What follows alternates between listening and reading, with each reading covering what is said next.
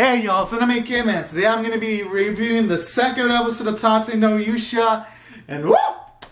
I thought the first episode was electrifying and it had that it factor. But I fucking loved seeing that this episode brought even more to the table.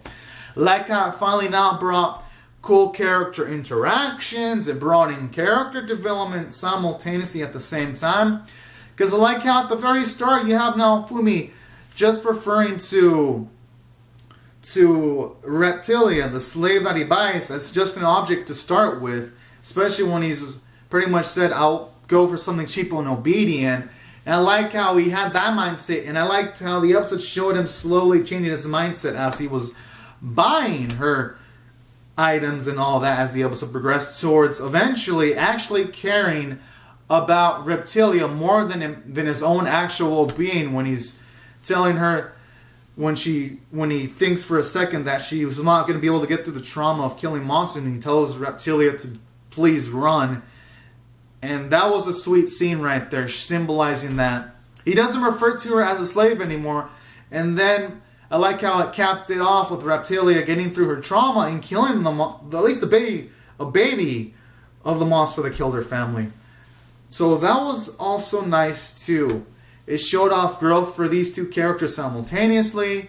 And then I like how it capped it off with now Fumi buying Reptilia any food she wants. And then him capping it off by giving her like this little flag with like the Nippon dot in the middle to cap off her meal. It says that's how it will truly feel like a kid's meal. So all those scenes were adorable. And I like how this episode had intensity and tension when now Fumi got bit by this monster. And for a second, Reptilia was flashing back to the deaths of her family. So there was tension. It made me feel some sad emotions for Reptilia when it shows her a flashback of her sweet family being fucking decimated. And then I enjoyed the sequences where you have now Fumi finally understand her circumstances, and that's when he starts caring about her even more. And then I like how now Fumi gets some of his humanity back when he cares about her well-being and all that. Like, all these things are pretty fucking nice in this episode. So from a character standpoint, this episode immensely succeeds for all those reasons I mentioned. From a story standpoint, it succeeds because we get some plot progression. I mean, now Fumi finds a slave, but he bonds with it, and he starts caring about it a great deal and looks at it something as more than just a slave, all in the span of an episode. So he makes some good plot progression. They get more money. And it looks like next week's going to be more lit because we're going to have a wave catastrophe. So that was nice setup. And simultaneously, aside from the character and story department being good, I like the animation still strong. I mean, yes, it had a few hiccups here and there with a few stills, but they were just during training montages, so I'll excuse it for the most part. I'm not going to completely excuse it though, but that doesn't stop the episode from being great, because when the animation had to be good, like with Reptilia's parents being destroyed or Reptilia finally getting the guts to kill a monster, those sequences were the ones where the animation popped like it should. So at the very least, the animators knew when to put in the work and when to make a scene pop. So that was a good thing from the episode. Opening was lit. I fucking loved it. I'll probably listen to that again.